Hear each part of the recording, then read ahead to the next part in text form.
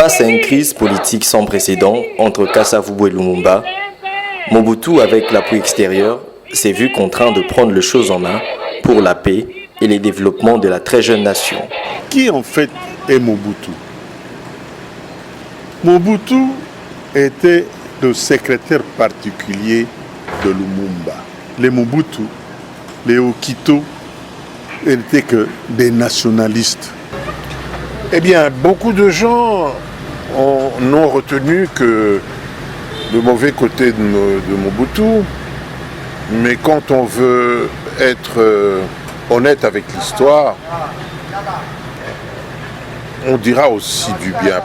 D'autres personnes ont parlé par exemple de la mort de Lumumba, ok, de l'assassinat atroce de Moulele, c'est vrai, mais elles oublient que Mobutu a donné de lui-même pour l'unité de ce pays. Il était au front, il était de toutes les négociations, il a réunifié l'armée avant d'unifier le pays. Et le décès de Lumumba a provoqué tout ce que vous connaissez sur le plan historique. La rébellion mouléliste, la rébellion dans l'est du pays. Tout cela est consécutif à la mort de Lumumba.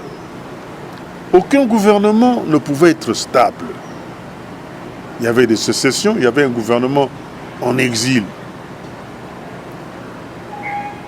à Stanleyville en ce moment-là, c'est-à-dire à Kisangani, avec Kizenga comme chef de file. Bref, le pays était divisé.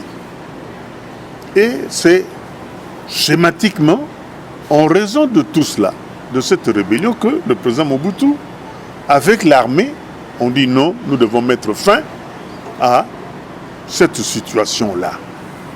Je vous ai dit que c'était l'homme des Américains et l'homme des Belges. Ils ont tout fait pour déblayer le terrain et pour lui donner le pouvoir. Mais ils savaient aussi à qui ils donnaient le pouvoir. Ils donnaient le pouvoir à quelqu'un de courageux, à quelqu'un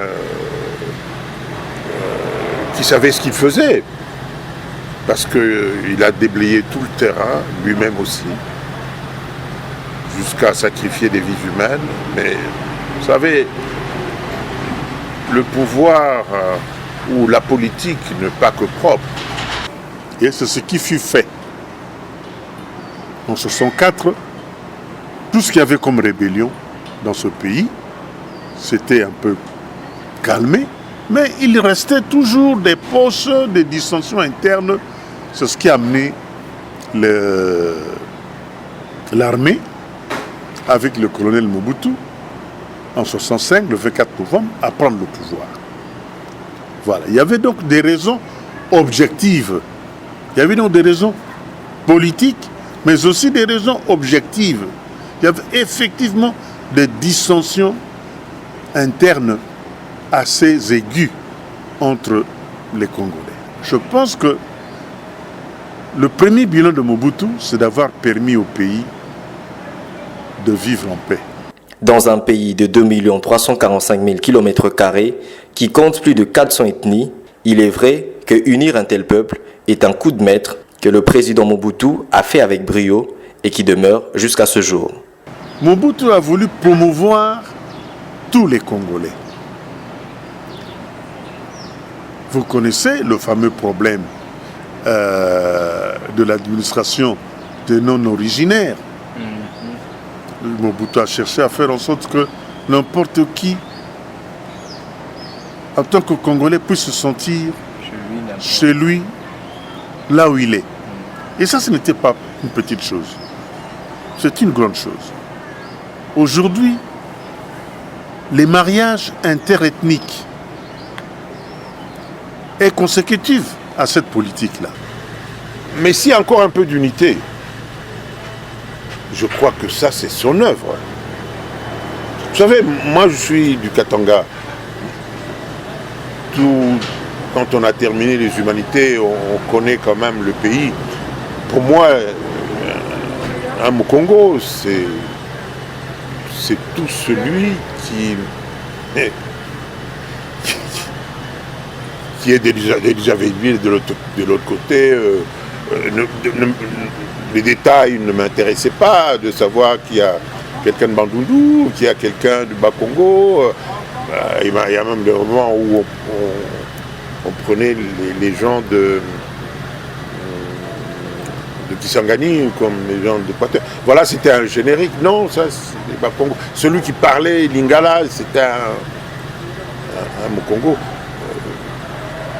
Mais lui est venu remettre dans les esprits des gens les particularités des gens, des autres. Et on commençait à se fréquenter, à se connaître, à s'apprécier. Et ce n'est pas moi qui le dis, même ceux qui n'aiment pas Mobutu, ceux qui le traitent de dictateur, reconnaissent que grâce à Mobutu, nous avons connu un pays uni.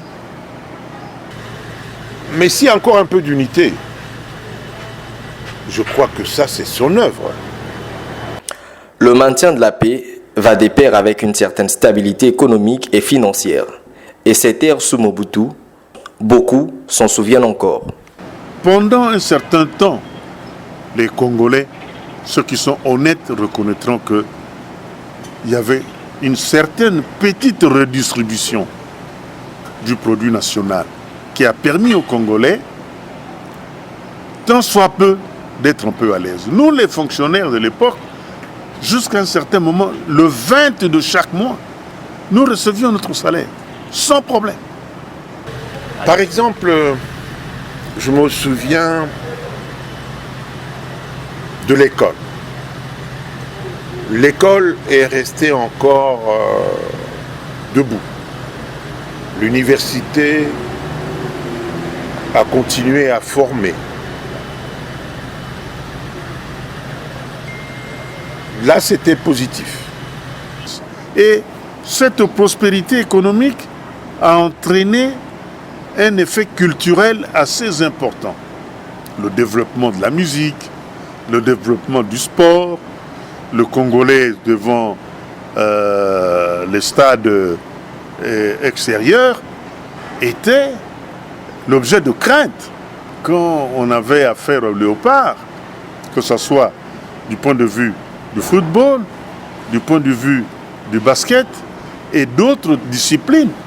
Et on était inquiet parce qu'on avait en face des gens qui défendaient réellement une certaine idéologie, une certaine idée de leur pays. Que peut-on retenir de Mobutu? C'est ce sentiment d'avoir été des Congolais, ce sentiment d'avoir été, disons, des Zaïrois dans un territoire unique où nous tous, nous avions les mêmes objectifs. Et ça, ce n'est pas peu.